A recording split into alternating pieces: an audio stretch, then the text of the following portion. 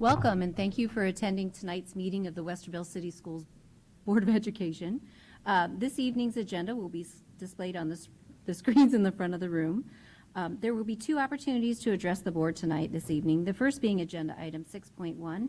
The first set of public comments is relative to agenda items 7.1 through 11.6.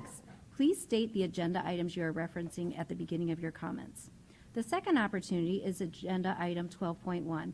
There are sign-up sheets located in the table of the back of the room, and each speaker will have 5 minutes to address the board. There will also be a timer on the screen. And with that, Ms. Marshall, will you please call the roll? Mr. Bell? Here. Mrs. Meyer? Here. Dr. Nestor Baker? Here. Mrs. Altman? Here. Mrs. Davidson? Here. Will you please join us in the Pledge of Allegiance?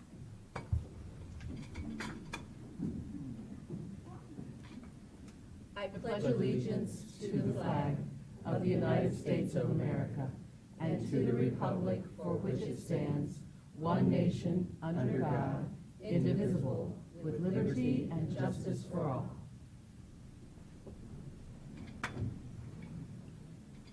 Okay, this is the most exciting part of the evening. We have district highlights and recognitions. So I'm going to turn it over to Von Bell and Dr. Nancy Nestor Baker to start us off this evening. Let's go up front. Can we all go up front?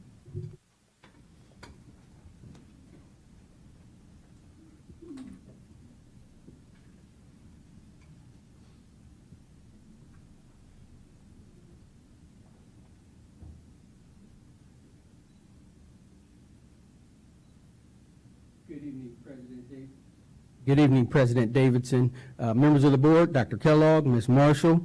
Our first recognition for this evening is for Miss Olivia Pace. And so at this time, I would like to invite her to please come forward, and also Coach Mentlow, if he would please come forward.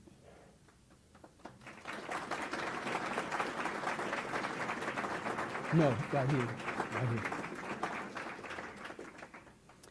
And Ms. Davidson, at this time, I would like to make a motion to receive the resolution that has been prepared for Olivia.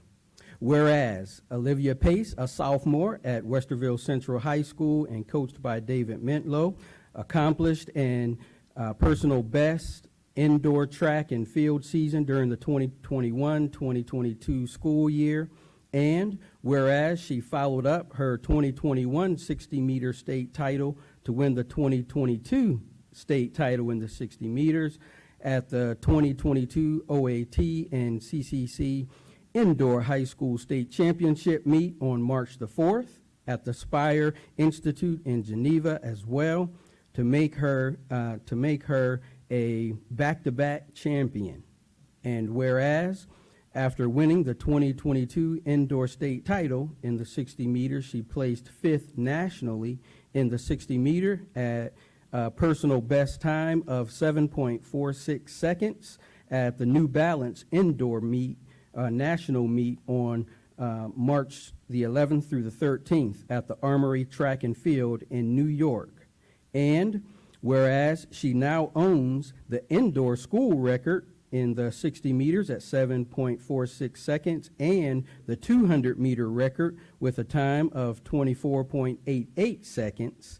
Therefore, be it resolved that the Westerville City Schools Board of Education and Superintendent commend Olivia Pace along with Coach Mentlow and his assistants for representing our district and community with pride and distinction. Dated April the 25th, 2022.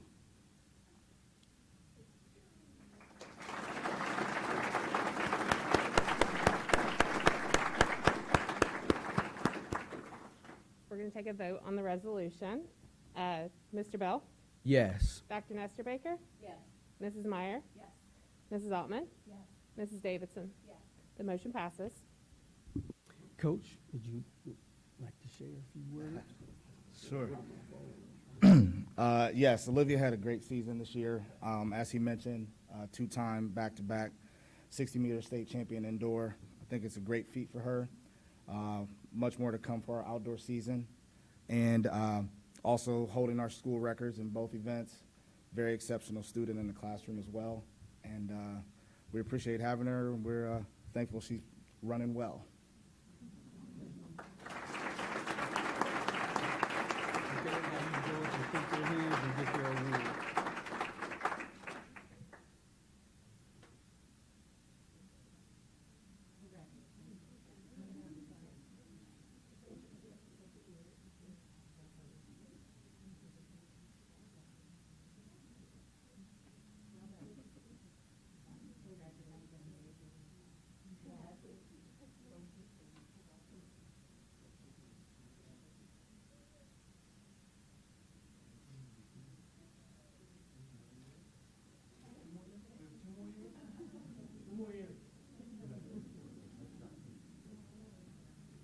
Congratulations to Olivia once again on a great track season.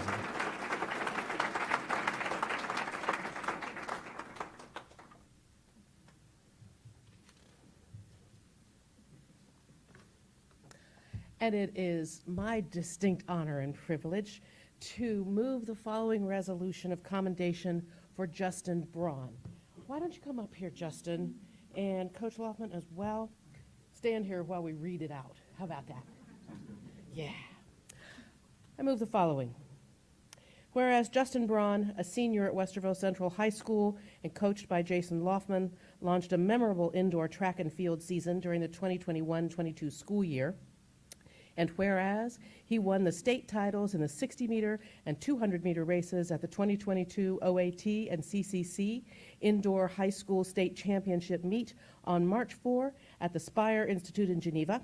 And whereas his time of 6.62 seconds in the 60-meter at the Indoor State Championship is an Ohio all-time best and ties him for 5th all-time in national high school ranks.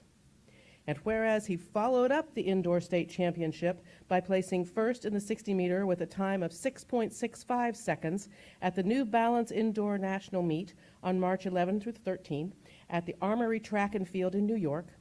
And whereas his time of 21.29 seconds in the 200-meter at the New Balance Indoor National Meet ranked number 1 in Ohio and number 9 in the nation. And whereas his time of 46.21 seconds in the 400-meter at the New Balance Indoor National Meet ranked number 1 in Ohio and number 2 in the nation. And whereas he holds the indoor school records in the 60-meter, 200-meter, and 400-meter races, therefore be it resolved that the Westerville City Schools Board of Education and Superintendent commend Justin Braun along with Coach Loffman and his assistants for representing our district and community with pride and distinction. And it's dated April 25th, 2022.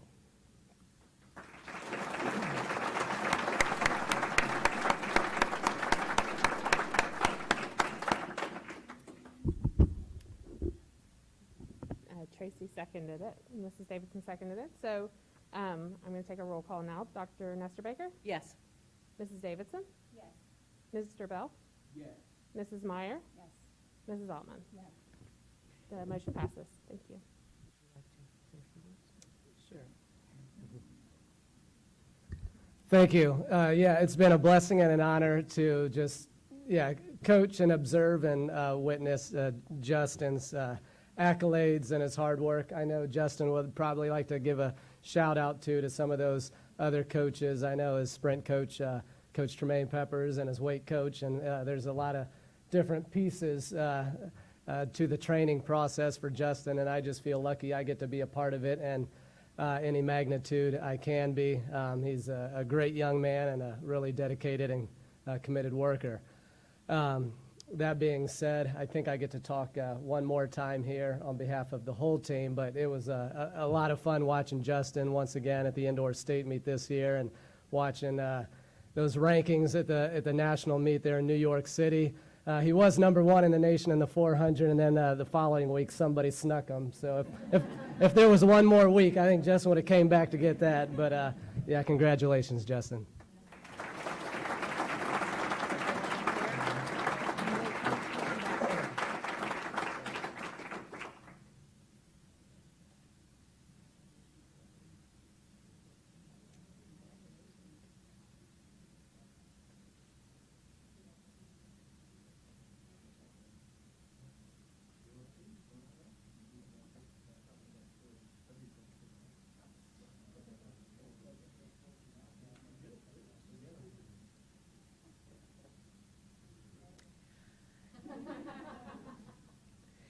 It is also our joy tonight to recognize the Division I Indoor Track and Field Boys Champions, and I'm going to ask Coach Loftman to come forward again.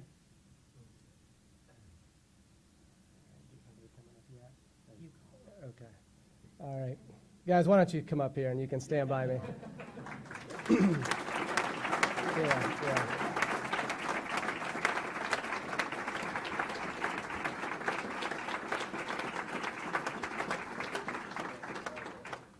Yeah, with this group up here, we had a lot of fun this indoor season, and just piggybacking off of last year's outdoor team runner-up championship at the outdoor state meet.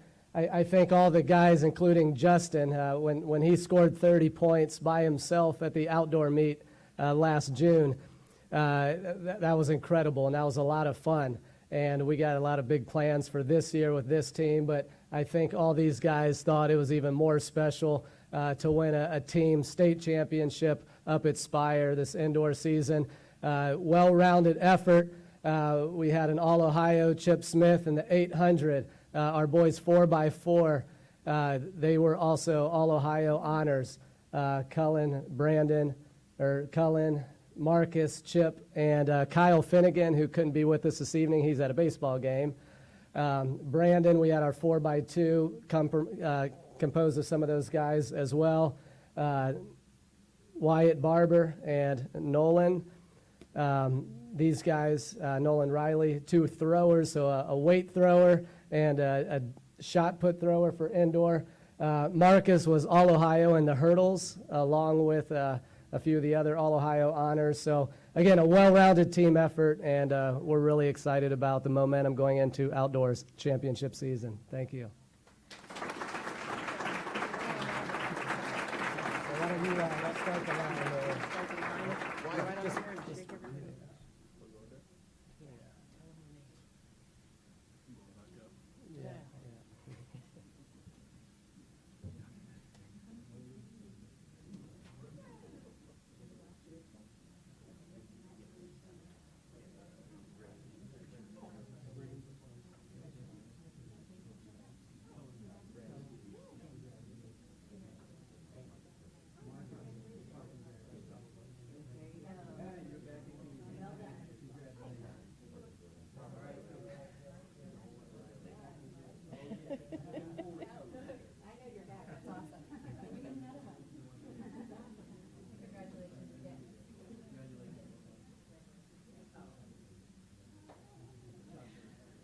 Before we give them one more round of applause, a longtime administrator in the school district is here this evening because his grandson is part of this team. So Sam Dorff, congratulations to you for Nolan Piper's work. Congratulations, everyone.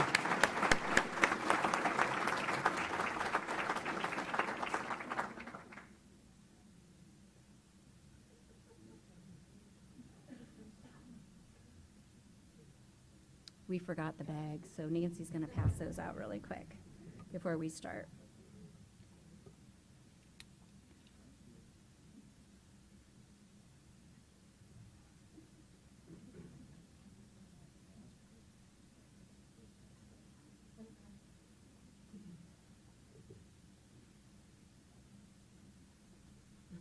Thank you. Okay, up next we have our Spring A+ Awards. I want to share a little bit about this award. So the awards are presented twice during each school year, once in the fall and once in the spring, to employees who distinguish themselves through a single or ongoing demonstration of exemplary performance. The selection committee's decision is guided by evaluating each nominee's actions that demonstrate support of the district's mission statement, which is to prepare students to contribute to the competitive and changing world in which we live, willingness to go above and beyond normal expectations in support of students, and behavior consistent with one or more of the district's values, including respect, inclusiveness, community, communication, collaboration, innovation, nurturing, trust, and accountability. So we're going to go through each of our winners. We're going to go by the building they're associated with, and we're going to go in alphabetical order. So the Academic Enrichment Center is first, and I would like to ask Steve Rohtar to come up and stand next to me as we honor him. Welcome.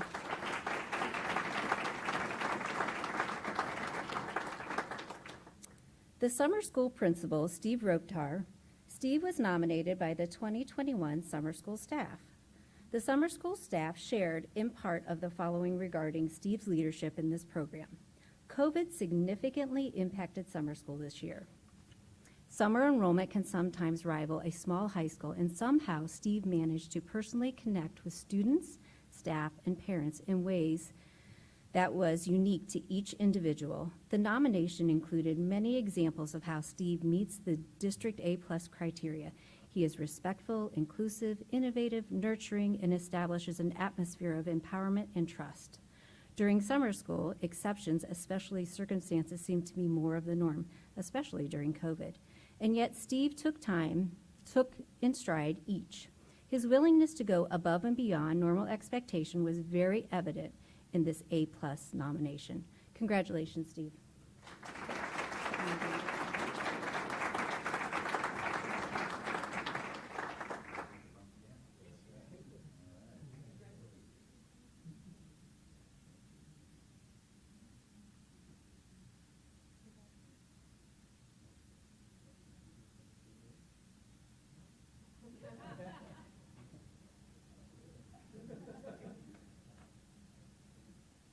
Awesome. Congratulations again.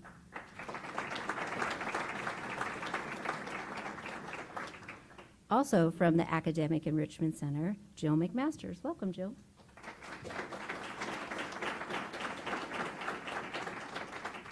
Teacher Jill McMasters. Jill was nominated by Steve Rohtar, Rhonda Hoffman, and Amy Anglin. Jill is a math teacher for Westerville's EOS Credit Recovery Program at the Academic Enrichment Center. Her first nominator shared that she is one of his favorite McMasterisms is her perfect score dance. I feel like we need to see that a little bit. This dance has become a motivator among students, and teachers like watching the fun celebration as well. Jill touches many lives, and she is so much more than a teacher of mathematics. She is a teacher of teenagers. Her second nominator shared, Jill is always on point and ready to help at every level of math at any given time. Her final nominator shared, in part, that Jill is an accomplished teacher who is able to pull from her bag of tricks to make learning math seem attainable, and she does it in such a fun way. She naturally builds relationships with students and staff. She is an A+ teacher and is much deserving of this award. Congratulations.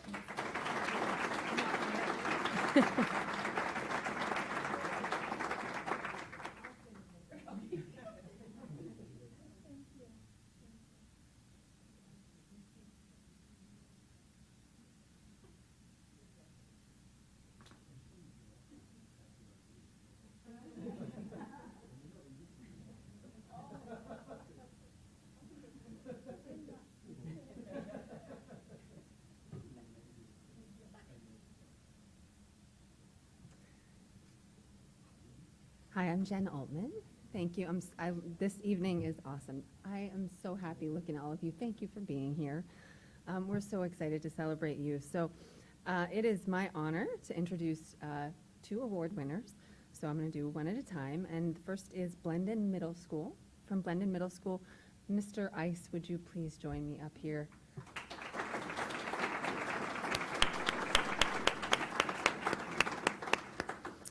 This is choir teacher Joshua Ice, who was nominated by parent Liz Washburn. And I know Liz is here too, so thank you, Liz, for being here.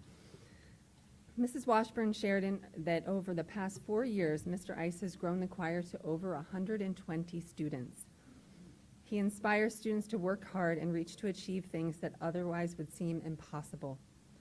COVID impacted so much, especially with singing, but Mr. Ice persevered and collaborated with other directors and staff to make sure that students still had opportunities to perform. He's also the drama club director at Blendon and has built a quality program. Mrs. Washburn shared, "We're so grateful for the opportunity for our children to take part in choir and drama performances. They've learned so much from Mr. Ice. Mr. Ice is one of the many who make Westerville City Schools wonderful. And I'll just add here, if you've ever been to a Blendon choir concert, they're awesome. Kids are moving and dancing and singing, and they're just amazing. So thank you, Mr. Ice, for all you do. Thank you.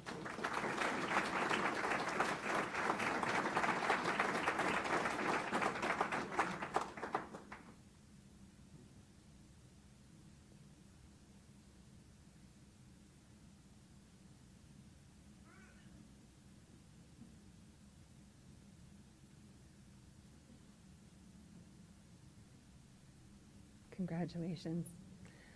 And next, we'd like to honor from Mark Twain Elementary, speech pathologist, excuse me. It's funny because I can't say speech pathologist, right?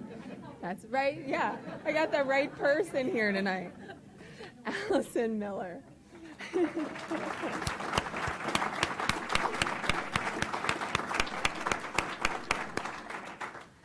Allison was nominated by parent Jillian Lang. Mrs. Lang shared several examples of why she nominated Mrs. Miller. In part, she's been a constant in my son's life since he was diagnosed with autism. I'm not sure where we would be without her. She's provided my son with tools to navigate his way through a loud, overwhelming, and ever-changing journey called elementary school. And then Mrs. Lang shared that life has been especially tough on all our kids and their mental health the last few years, and it hasn't been easy on teachers either. We feel extremely lucky to have teachers like Allison Miller helping our children. She's a safe place for my son, and time again, she's been there for him, providing a calm and loving place where he can learn and be himself. Thank you so much. Thank you.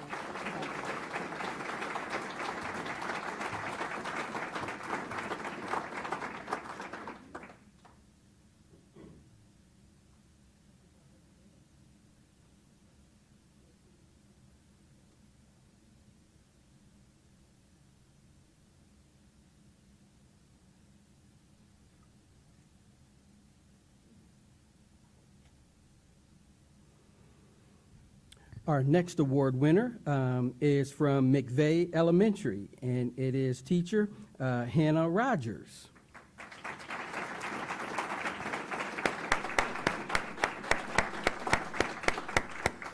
And Hannah was nominated by one of the McVeigh parents, Jennifer Kaler.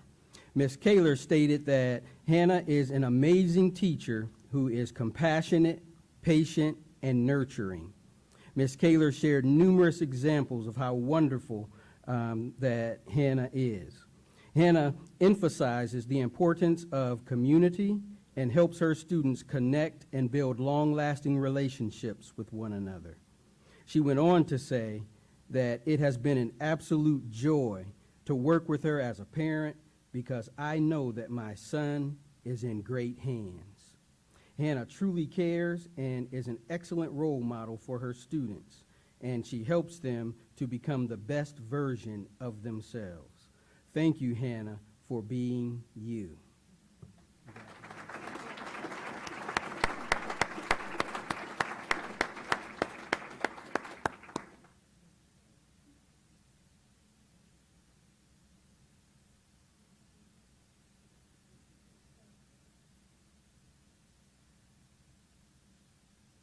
Congratulations.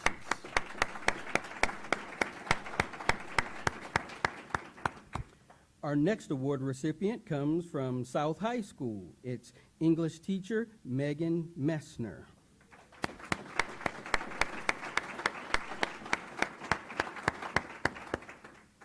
Megan was nominated by the principal, Mike Hensey, intervention specialist, Katie Foyt, and did I get it right? Yep. All right.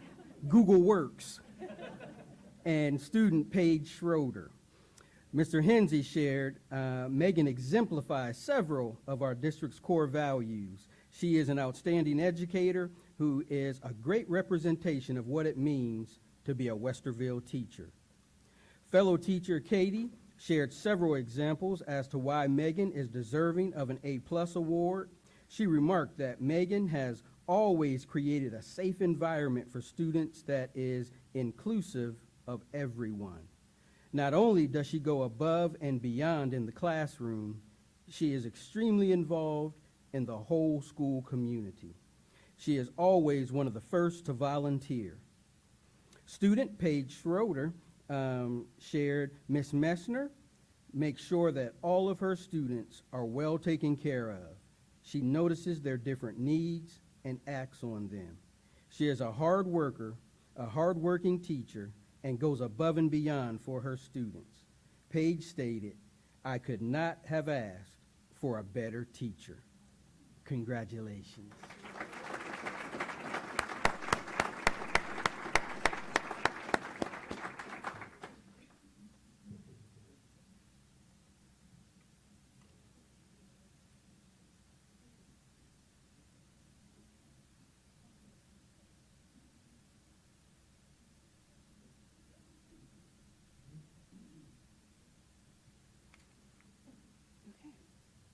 Good evening. I'm so honored to be here with all of you. Next, we are going to honor John Laswell. So, John.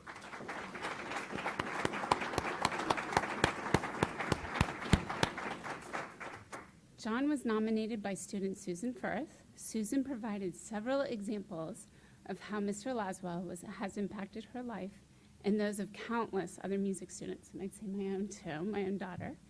COVID was difficult for those of us who love music. We wore masks in 80-degree heat. He reworked the show and different music so that we were 6 feet apart. We all had to face the same way, etc., but he helped us preserve. Mr. Laswell is an amazing teacher who has a connection with each student and has given his students many opportunities to grow as musicians. He goes above and beyond his regular teaching duties, including providing opportunities for students to compete in OMEA competitions across the state of Ohio. Susan stated, "I have made friends, learned to persevere, learned to have pride in my school and grow as a person and musician. This is all because of a great teacher like John Laswell." Congratulations. Thank you.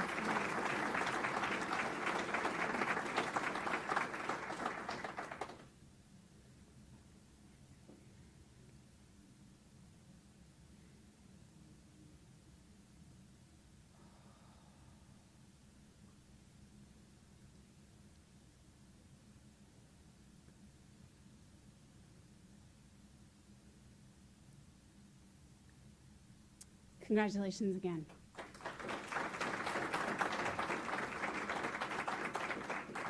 So next I'm going to call up Aaron Foch's team, classroom team.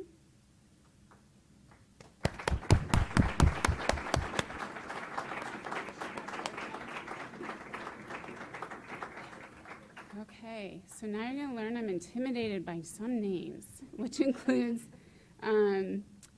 Maritza, is that right? There, Morgan Diaz, Aaron Foch, Vogt, sorry.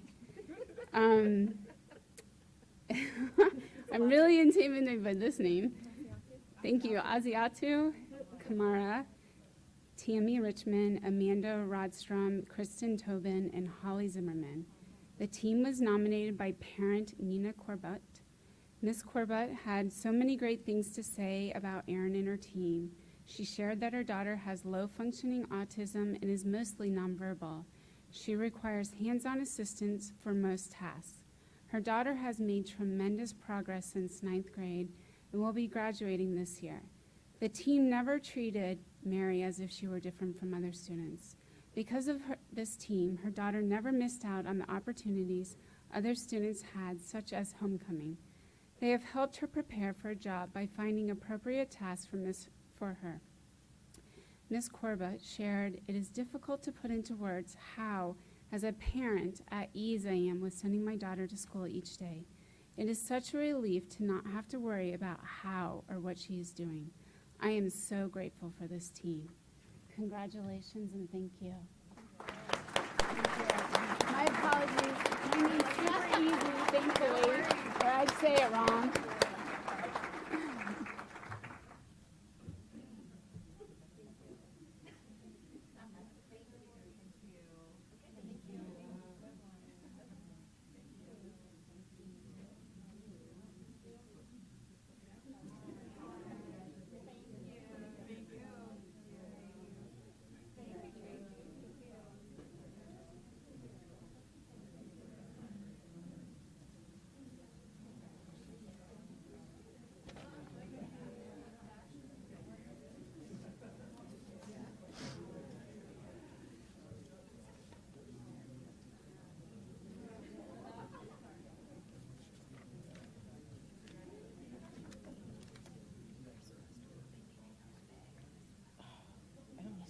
No, done back, okay. Yeah, okay.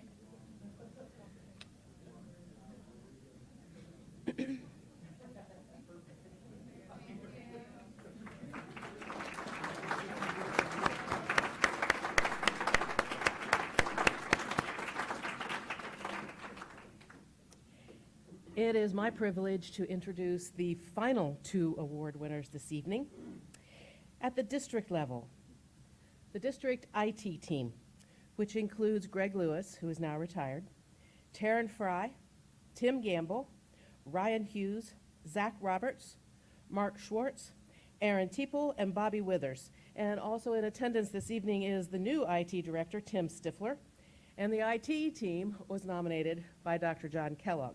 And no, that did not give them extra points. Yes.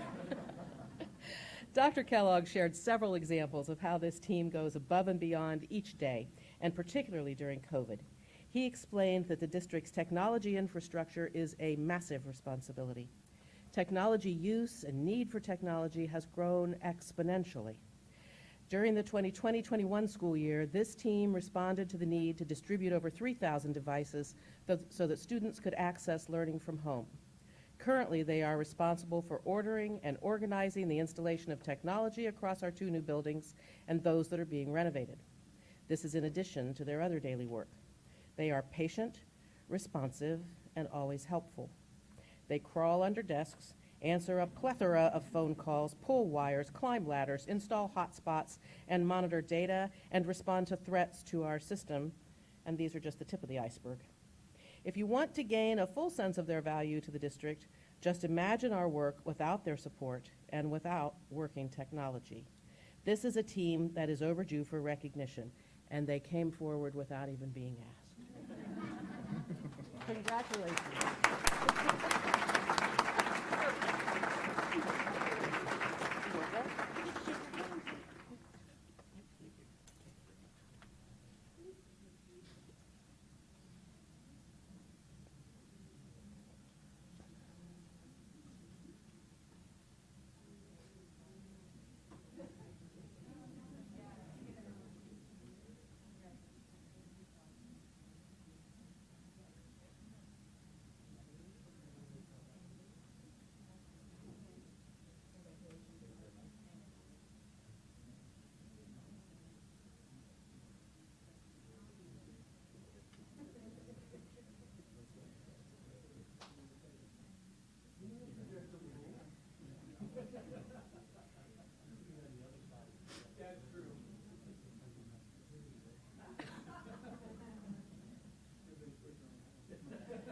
Congratulations.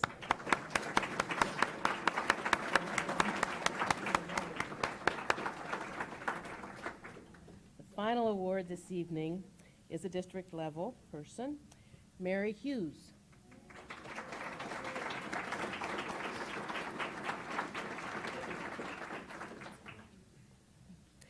Mary is a physical therapist, and she was nominated by parent Matt Ferguson and co-workers Dave Harsher and Rob Strangis. Mr. Ferguson shared in his nomination that Mary is a physical therapist for special needs children in the district, but he firmly believes that her unofficial and perhaps lesser-known role is guardian angel for his son. Multiple examples of how Mary has impacted his son included creating a custom cooler so that he could carry his lunch tray. When his son switched schools, Mary was there to ease the way. We appreciate her so much, and she has changed a little boy's life forever, for the better. Mr. Harsher shared in his nomination that he has worked with Mary the past 8 years, and that she is a huge asset to the special education team. She is always pleasant and thinks of ways to provide safe and effective accommodations for our students. Mr. Strangis echoed the other 2 nominators and added that Mary has a talent for thinking on her feet and is in tune with every detail and consistently thinks outside of the box. She is an advocate for her students, and he is lucky to be granted the opportunity to work with and learn from such a knowledgeable and hardworking A+ employee. Congratulations.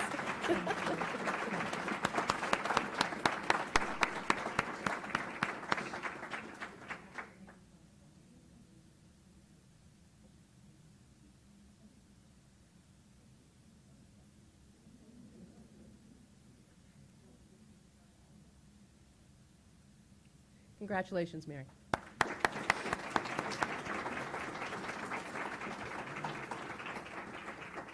We'd like to ask all of the A+ award winners to please go outside and have your picture taken.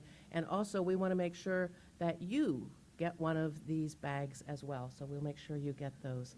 Thank you and congratulations.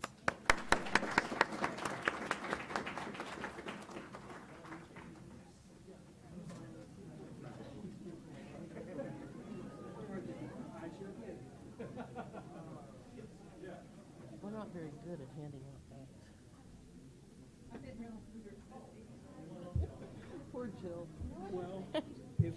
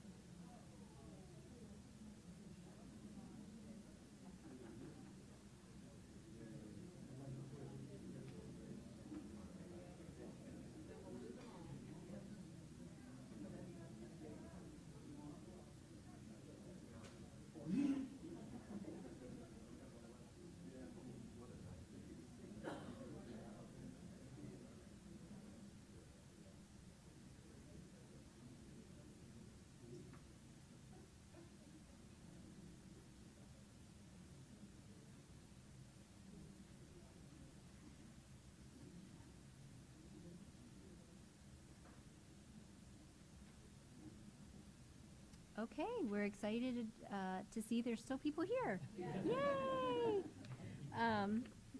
Up next, 4.1, may I have a motion to approve the minutes of the meeting of the Board of Education held on Monday, April 11th, 2022, and the special session held on Tuesday, April 19th, 2022, as presented. So moved. Second? Any comments? Hearing none? Mrs. Meyer, Yes. Mrs. Altman, Yes. Mr. Bell, yes. Dr. Nestor Baker, Yes. Mrs. Davidson. Yes. 5.1, Superintendent End of the Year Update. Dr. Kellogg. Thank you, President Davidson, members of the board. Not a whole lot to report on this evening, but just wanted to share with the public, with the board. So if anybody's counting, and I think Dr. Carter in the audience is probably counting, the end of the year is fast approaching. We are at 5 weeks, 20-something days in counting, Dr. Carter, right? So as exciting as that is, we just want to share with the community that many of the end-of-the-year events that we're accustomed to that have been modified or not held over the last couple of years are back on slate as we get ready to close out the year. I have a whole list of them. I'm not going to read through the whole list. I would say to people who are interested in that, keep an eye on your school communications about what's going on, elementary, middle school in particular, as there's concerts, and this weekend, my wife and I went to see the Heritage Middle School musical. It was fabulous. Those kids were just, did an outstanding job. All kinds of concert events going on, band, choir, athletic events going on. I want to point to a couple of events. First of all, as is tradition in our high schools, we have our Evenings of Excellence and our Night of Reflections events at the 3 high schools. South's on May 12th, Central's on May 17th, and it looks like North is on May 19th. And then the great event of all time, graduation. We'll be back downtown at the Celeste Center, like we used to do, indoors, celebrating somewhere close to 1,100 seniors as we shake hands several times and offer congratulations multiple times to our seniors from Central. Central's at 10 o'clock in the morning, South at 2 in the afternoon, followed by North closing up the events at 6 p.m. So we're excited to see those things back on as we close up the school year, head into summer, and get ready for the 2022-2023 school year, which will be marked with the opening of Minerva France Elementary School, our newest fleet on the elementary side. So, folks, keep an eye out to your school communications, see what's going on, attend these wonderful events, support our students, support our staff, and we look forward to graduation on Memorial Day weekend. Thank you. Okay, thank you very much. 6.1, public comments. We do not have any this evening. That takes us to financials. 7.1, may I have a motion for the resolution to approve the purchases in accordance to ORC 5705.41 and Board Policy 6320? So moved. Second.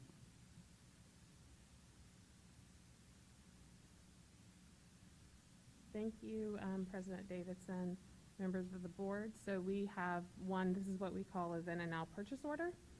This is where we have a purchase order that's dated after the invoice date.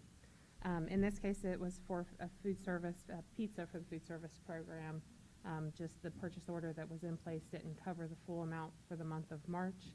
The money is budgeted and is available in the appropriations. So I would recommend that the board approve this so that this can be paid. Any questions or comments? Hearing none. Mrs. Altman? Yes. Mr. Bell? Yes. Mrs. Meyer? Yes. Dr. Nesterbaker? Yes. Mrs. Davidson? Yes.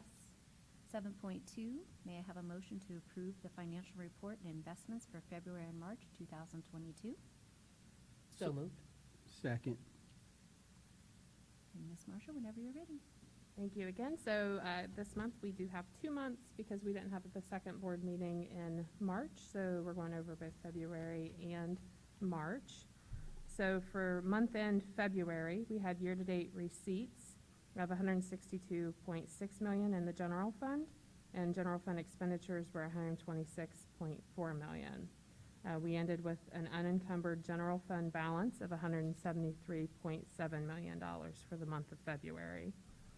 For all funds for the month of February, we had year-to-date receipts of $215.5 million, year-to-date expenditures of $202.4 million, and we ended with all totaled funds, unencumbered fund balance of $260.4 million for the month of February. And for March, and just a reminder, our fiscal year does run July 1 through June 30.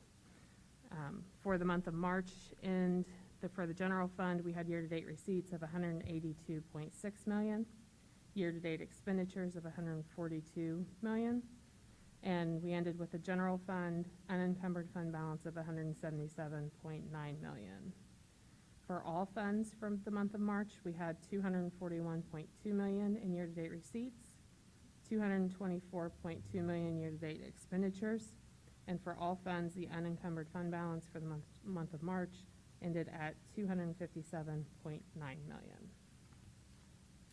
And that's all I have. Are there any questions? Hearing none. Dr. Nesterbaker? Yes. Mr. Bell? Yes. Mrs. Meyer? Yes. Mrs. Altman? Yes. Mrs. Davidson? Yes. 7.3, district credit card spending and rebate report. Ms. Marshall?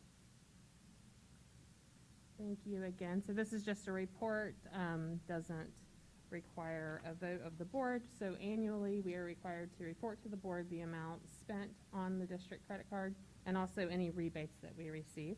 So in total, we spent $504,210.04.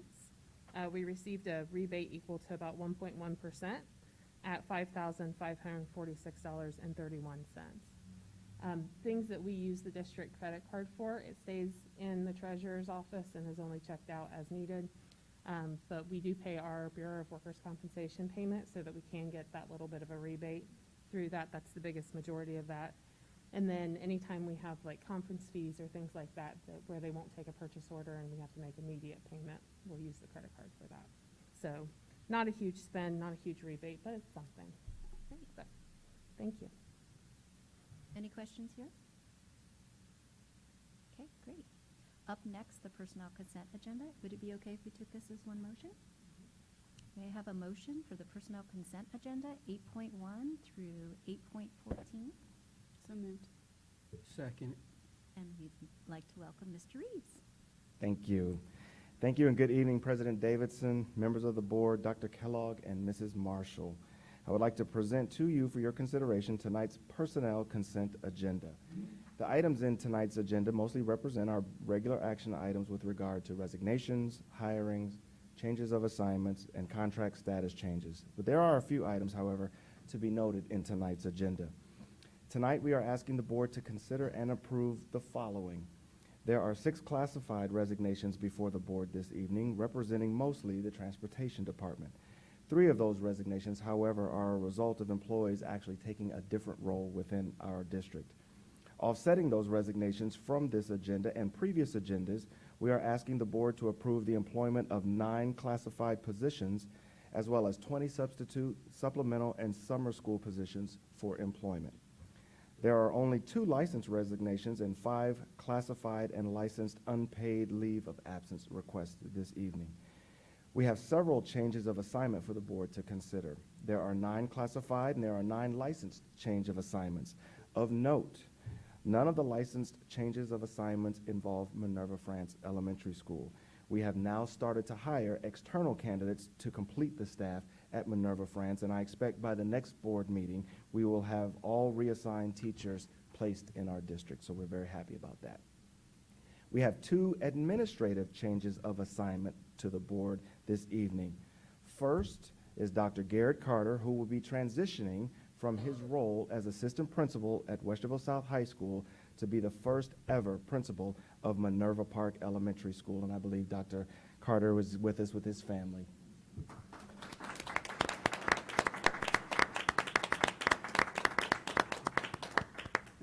The second internal change of assignment is Sherry Chafin, who will be transitioning from her role as assistant principal at Point View and now interim principal at Robert Frost to be the next principal of Huber Ridge Elementary. What a eventful couple months for Mrs. Chafin, and she is here as well.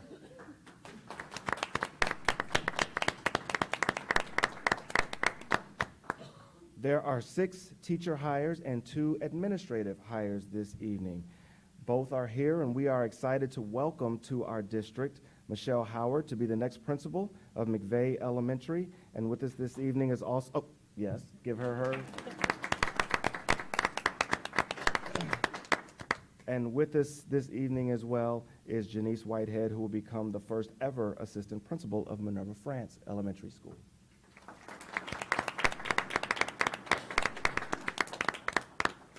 So lastly, we only have 1 retirement this evening for the board to consider, and that is Cynthia Russell will be retiring from her position with the Transportation Department with 30 years of service to the district.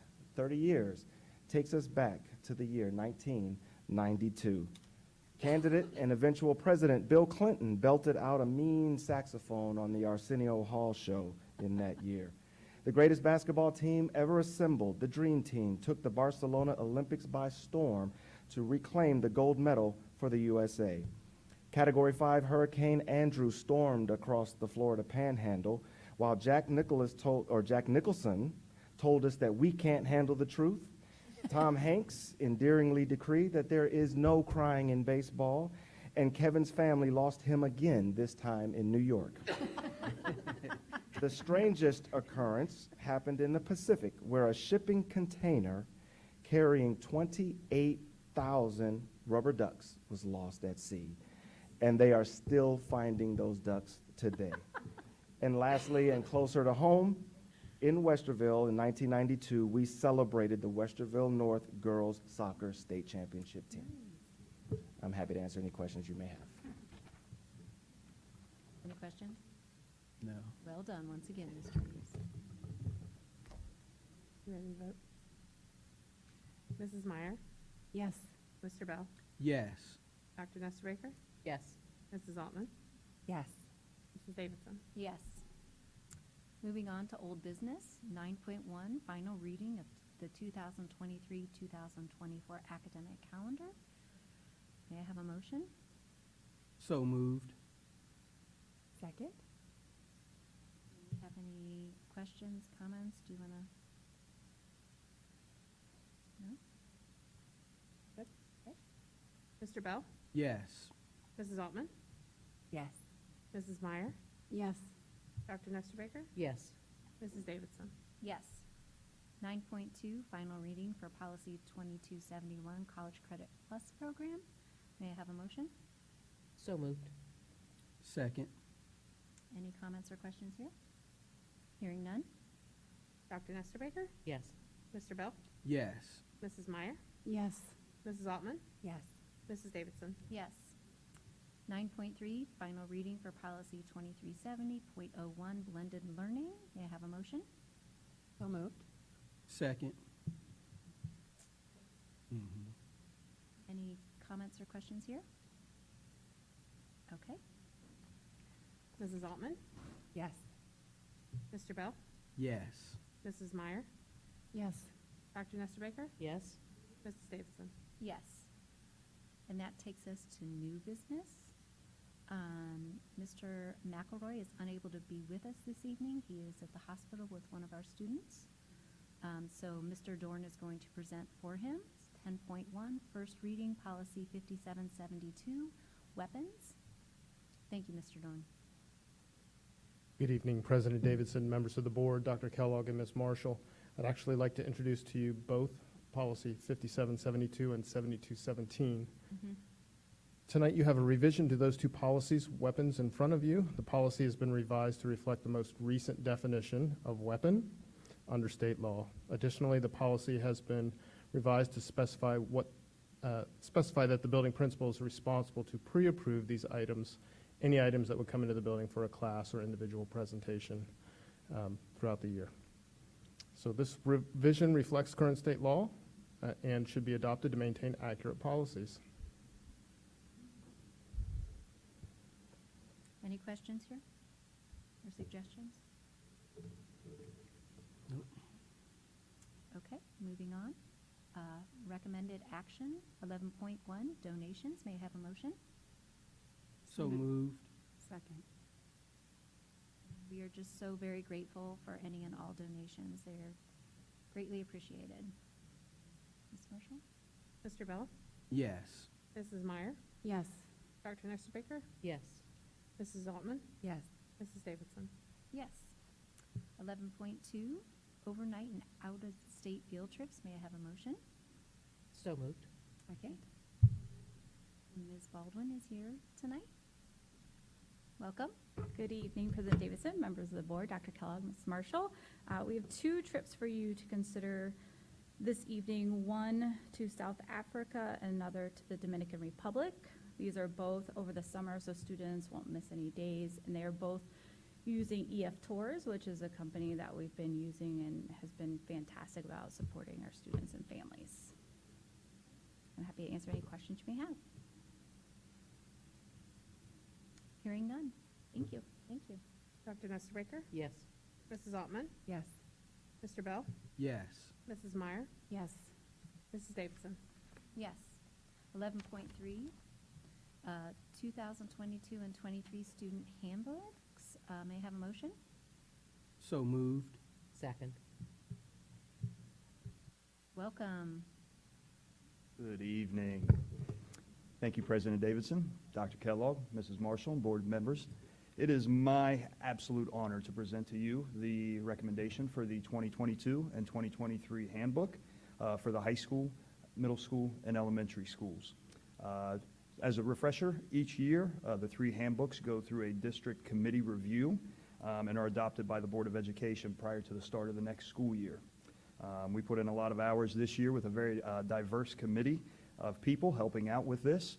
Very first person I want to give a special shout out to is in the back of the room, Mr. Matt Davis. Oh, he walked out for helping us with the brand new covers for each of them. So hopefully he'll watch this maybe on the YouTube channel later on. I'm sure. Definitely. Pair council member was on our committee as well, Elizabeth Firth. She was here earlier this evening, so we definitely want to thank her for her time and her input with the process as well. Definitely a young lady in the back of the room, our WEA president, Ms. Rhonda Gilpin, thank you for your insights and help as well with this process, as well as all the WEA members that are in the middle school, high school, and elementary school levels.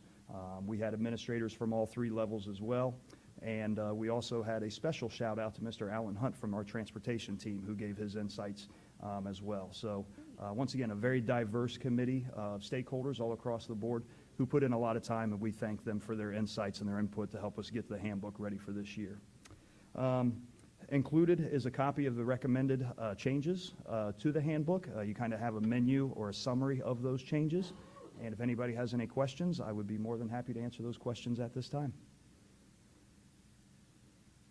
Any questions, comments? Just touching on what we were just talking about, the new definitions of incendiary devices and so forth, do you anticipate needing to make any changes to incorporate that language? After it becomes board policy, I will make any adjustments after that. Great, hearing none. Thank you so much. Thank you. Mr. Bell? Yes. Dr. Nestor Baker? Yes. Mrs. Meyer? Yes. Mrs. Altman? Yes. Mrs. Davidson? Yes. 11.4, general service contract between Licking County Educational Service Center and the Westerville City School Board of Education for fiscal year 23, which is the 22-23 school year. May I have a motion? So moved. Second? And I'd like to welcome Ms. Glass. Welcome. Good evening, President Davidson and Dr. Kellogg and members of the board. I am here just to talk about a contract renewal between Westerville City Schools and Licking County ESC. Every year we purchase couple seats if an IEP team decided this is the best placement for the students. So that's why I'm here. Great, thank you. Any questions? Hearing none. Thank you. Thank you. Mr. Bell? Yes. Mrs. Altman? Yes. Mrs. Meyer? Yes. Dr. Nestor Baker? Yes. Mrs. Davidson? Yes. 11.5, a resolution authorizing easement to American Electric Power. May I have a motion? So moved. Second? Welcome, Mr. Dorn. Thank you again. With the need to have electrical service supplied to the Minerva Park Middle School site, the approval of this Ohio Power Company, or AEP, easement is being presented. AEP requires an easement and right-of-way to provide the electrical service needed. Thus, it's being recommended that the board grant the utility easement to the Ohio Power Company, AEP, as shown in the document 5002 Farview Road construction print. Any questions here? No? Hearing none. Dr. Nestor Baker? Yes. Mrs. Meyer? Yes. Mr. Bell? Yes. Mrs. Altman? Yes. Mrs. Davidson? Yes. 11.6, resolution approving asbestos abatement work for Phase 5 construction at Westerville South High School. May I have a motion? So moved. Second? And Mr. Dorn again. The asbestos abatement work is in preparation for the 5th phase of South's construction renovation and is recommended by our environmental consulting engineer, Gandy and Associates. The work includes removal of asbestos-containing walls, ceilings, floors, and locker bases on the 2nd floor of the school's north academic wing. Bids were solicited in accordance with the Ohio Revised Code on March 14th. We received 6 bids that were publicly read on April 7th. The lowest responsible bid was submitted by Quantum Abatement in the amount of $111,500. This is approximately $47,000 or 29% under Gandy's estimate of $158,000. The abatement work is scheduled to start on June 27th and be substantially complete by August 5th of this year. The abatement work will be completed in 2 phases following the renovation, allowing the renovation contractor to maintain schedule compliance. The bid documents for Phase 5 construction renovation are currently being finalized with a bid opening scheduled in June for the Phase 5 general contracting. It is being recommended that the board accept Quantum's abatements bid for the Phase 5 asbestos abatement work as presented. Any questions or comments here? Just one. 4 of the 6 bids were much more in line with Gandy's estimate, and this one obviously is substantially lower, which is a really good thing, but I'm wondering why is it so much lower? What's your thinking about that? Well, I can give you my thoughts. I can't. Yes, I know you can't don't. answer for why the company bid that way. Quantum Abatement is a brand-new company. The owner and the employees are not brand new, but it's a brand-new business for them, and I think that had something to do with why they made that bid. But we went through that bid. We have an extensive post-bid interview where we make sure that they acknowledge that all the items that are actually in the scope of work, they acknowledge that are there, and make sure that they understand that they're holding that bid. Thank you. Yeah, I realize this is happening over the summer, but high schools are busy places in the summer. Mm-hmm. So if you could just tell us a little bit about how, will any activities be impacted in terms of that you're aware of? No, I don't think any activities will be impacted. If you've been to any of our areas where we're doing these types of renovations, first we build a partition wall off so that area is not accessible by anybody. And then when they go through the actual abatement work, it's even further secured and so closed up, with a lot of visqueen and things like that, and then vacuums. And there's an environmental engineer who's on site the entire time monitoring the work of the abatement crew. So it's very safe. We just and we have this quite often in some of our old buildings. So Gandy and Associates have gotten very good at what they do, and we trust them very much. Great, thanks for walking through that.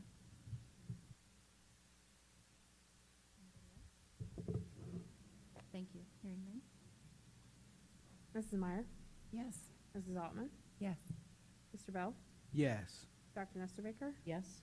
Mrs. Davidson. Yes.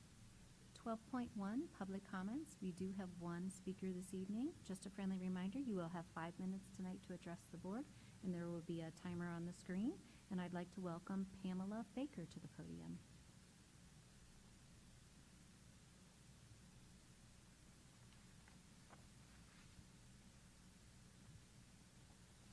Good evening. I just wanted to stop in tonight and voice my concerns over the change of the elementary school timing. I had emailed you guys earlier, and I did receive a response, so I thank you for that. I have been talking with a lot of parents. I am personally at McVeigh. I have been speaking to a lot of parents who feel that this is really just too late for young children to be in school. I also feel that way. I really do not want my son, who's going to be in first grade next year, getting home at 4 o'clock or later. And some of these children that ride the bus sometimes are on the bus for over, close to an hour, so they're not going to be getting home till 5 o'clock. One of my biggest concerns is in the winter, it's dark very early. There's going to be a lot of children getting off the bus when it is dark out. And having to cross roads, and roads at that time of day are busier, and I think it's just putting a safety issue for the children. One other issue I have as a mother of a child of special needs, children with special needs need to attend therapies outside of school hours. And as you can imagine, you're working with, doctor hours. So this allows us less time to be able to get our children to the therapies that they need to do outside of school without missing school, which is also very important for them to not miss any school. And, we are working with usually time frame between 9 to 5. You're on a ton of wait lists to get into these therapies. So you wouldn't be able to go in the morning before school, and you would not have time to go after school because you're missing you wouldn't be able to make it to a 4 o'clock appointment. And I know you had mentioned that you had reached out to some other extracurricular activity type things, and I can understand that that's just something that could need to be flexed with families, but also you're starting to deal with people and their work schedules. How are you supposed to get to work if we are outside of busing, so I would need to walk my child to school every day. How am I getting my child there and getting to work at a reasonable hour when we already start at 9? It's hard to get to work before 10 to begin with. Lastly, I think a big important thing is the children have gone through so much stress with COVID, and then to add another change to their lives and make them get home later For our family in particular, I feel like this is really encroaching on time you want to spend with your children when they are home from school. A lot of these kids are going to get home close to dinner time, and there's just this time you're supposed to spend with your family. And as the age group for elementary children in general, you have kids who are going to be in full-day kindergarten, all the way up to kids who are much older. These little kids go to bed early. They do not, getting home at 5 o'clock, I just feel like is very unreasonable for small children. And I just feel as though I'm speaking on behalf of a lot of parents.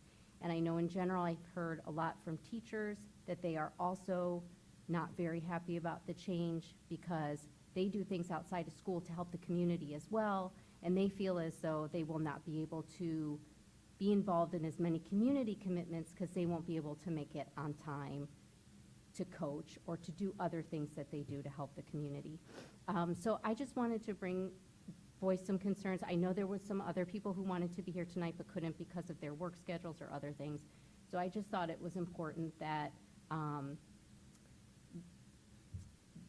we would really like you to reconsider this motion to move the school day, and that's really all I came here to say. Thank you, Ms. Baker. We truly appreciate you coming and sharing your concerns with us. Thank you. Have a good evening. Moving along, 13.1, board comments. Who would like to go first? I would like to just follow up on that for a second. Thank you, Ms. Baker, for speaking. And, I think that time period and the need to add that additional transportation layer is difficult for everybody. So I'm just wondering, Dr. Kellogg, maybe, I don't know, Mr. Dorn, I'm curious, can somebody tell me what the last drop-off time would be on that tier? And it may not be right now, but I would just like to have that piece of information right at my fingertips. I don't think we'd have that yet because we're doing the routes over the next couple months. Am I right, Scott? Get closer to August before I actually have exact times down. Yeah, what I figure is that information is not really accessible right now. But I know that that's, for me, it's a concern that we have to do this. I know that we just have been really strapped with transportation, and I don't think it's anybody's ideal solution. At least to me, it's not the ideal, but it is, our best opportunity for next year to try to stabilize our transportation. But really appreciate your concerns. I completely hear you. I understand that's not an ideal schedule in any way, shape, or form. So, yeah, thanks. And on a happier note, I just wanted to congratulate all of our many award winners and our young people who are so incredibly fast. I just can't even imagine it. So, that's it. Thank you.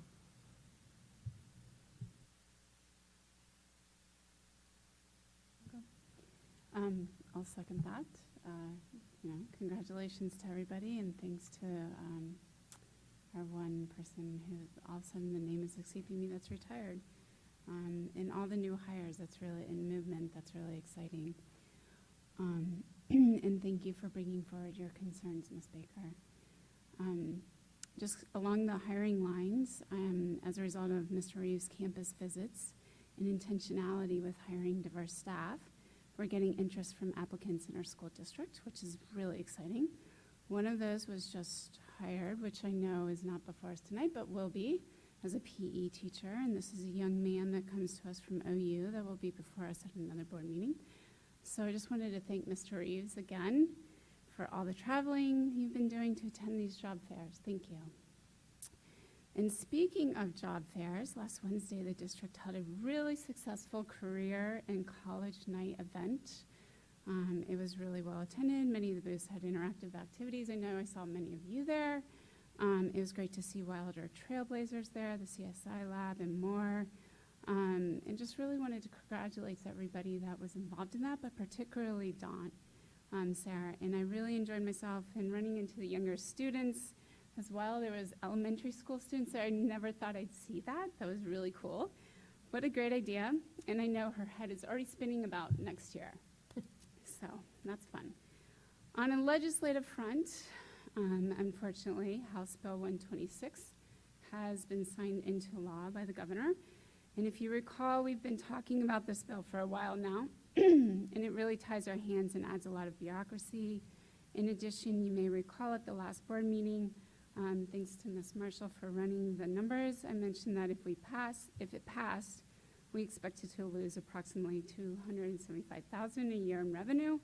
This is a substantial cut in revenue when you take into consideration that we're also capped at the amount of state funding we obtain too. And then just also, I know I've spoken about House Bill 322 and 327 and now 616 in prior meetings, and I know we're working on a statement, so thank you, Dr. Kellogg. Each of these bills would prohibit our teachers from talking about racism, gender identity, and anything divisive. And these pieces of legislation are harmful to our students, teachers, staff, and families. We must do all we can to create a safe, inclusive spaces for our students, teachers, staff, and families. And the passage of these bills are contrary to our motto, where we all belong, or where you belong, but where we all belong. This means regardless of race, gender, sexual orientation, ethnicity, more. Thankfully, House Bill 322 has not had a hearing since September of last year. House Bill 327 has not moved since February. And House Bill 616 has had a lot of opposition behind the scenes, and hopefully it will not move either. But I would say please take a moment to contact your legislators. If you are not sure who that is, just go to legislature.ohio.gov. Recently, House Bill 99 was brought to my attention. It was introduced by Representative Thomas Hall, a Republican from Madison Township. This bill would allow school boards across the state to dictate how much training an armed teacher or staff needs and what kind of training is needed. But it should not exceed 18 hours and only 2 hours needed to be on the shooting range with no testing of competency required. Apparently in 2014, then Attorney General,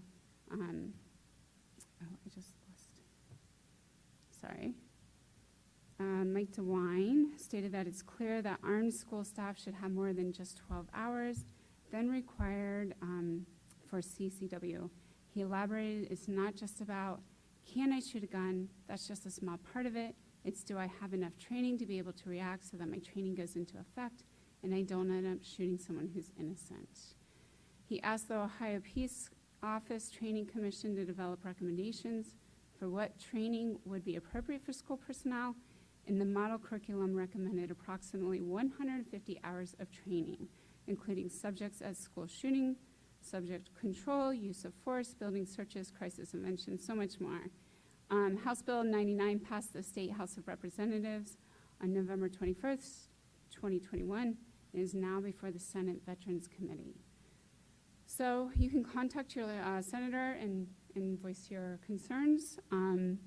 And then lastly, and this one's a lot shorter, I promise, House Bill 95 was introduced by our own Representative Mary Lightbody, a Democrat from Westerville, and Susan Manchester, a Republican from Waynesfield, and signed into law by Governor Mike DeWine, and appropriates $338 million in fiscal year 2022 to the federal school lunch program. That's all I have. Thank you.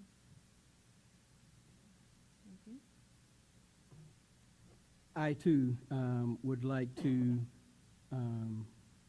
congratulate all the staff and volunteers that put on the Westerville Prepared event last Wednesday on April 20th. So I especially want to acknowledge Don Sayer, our Director of College and Career Pathways, Ms. Ann Baldwin, our Executive Director of Secondary Schools, Greg V. Brantz, our Director of Communications, and his staff, Matt Davis and Charlie Boss. Just thank you all for doing all that you did in assisting to execute the first Westerville Prepared event that was held at the Point on the campus of Otterbein University. It was truly, from my perspective, an outstanding event. It provided an opportunity for students and families to learn about the numerous educational opportunities that are available within Westerville City Schools, It also provided an opportunity for students and families to connect with local employers as well as colleges and universities. So thank you all for a job well done. And I'd also like to thank our Westerville Prepared other sponsors that partnered along with us: the City of Westerville, the Westerville Public Library, the Westerville Chamber of Commerce, Otterbein University, and Dawson Careers. And also our thanks and appreciation to all of the employers and community groups that were present to be a part of that evening. It was a great event, so thank you. I just want to thank them all. Once again, want to congratulate all of the new employees to the district that we highlighted and recognized tonight, and certainly want to thank all of our A-plus award winners for just all of the truly outstanding and terrific work that you do with our students, staff, families, and the community throughout the year. So thank you to all of them. And one last quick note of appreciation. Just want to thank, she'll probably get mad at me later, but want to thank Jill Beck for all of the hard work that she does in preparing and organizing our board meetings. As I was standing up here looking at all that was prepared for us to present these awards tonight, she was really behind the scenes orchestrating all of this so we could do it in an organized fashion. So just wanted to take a moment to thank you, Jill, for all of your hard work in helping us look good. So thank you. Jill Beck is a champion cat herder, I think. I also had a question. Jen, you began your comments with a question, and I also have a question. As we look at the transportation changes, excuse me, sorry about that. I'm interested in hearing the thinking around the wintertime piece. That is a concern that has come up repeatedly, and I understand that concern. I know that's in some ways behind some of your thoughts as well, Jen. So I would appreciate information going forward about how that's being perceived, how we intend to, if we intend to deal with that issue, and how that factored into the thinking. If you could provide that, I'd appreciate it. Second, this kind of goes to what Christy was talking about with the bills that you talked about and the legislation that has already been approved. And I won't spend a lot of time on it at all, but almost all, not all, but almost all that you talked about represents much more than the issues raised within the bills. Almost all of them are a continued assault on local control. Yep. Whatever people think about the issues engaged in each of those, the underlying theme about so much of the legislation that is coming out is about an assault, a decimation of local control. And we are so often jerked one way and jerked another in the game of politics, when what's really happening behind that game is a destruction of local control. And when we think about all the legislation that's going forward, I don't want us to ever forget that. And when we, within the community, within the state, wherever, when we debate the merits of particular bills, we should never let ourselves get away from what's at the bedrock of that legislation. It is extraordinarily important.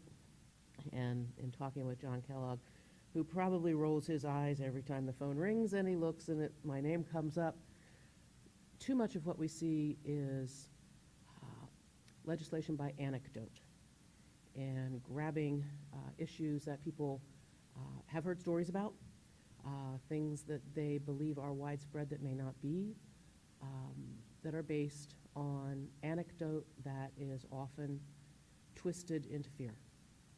And it's easy for some people to use anecdote to convince us to give up things that mean a great deal to us, such as the bedrock of local control.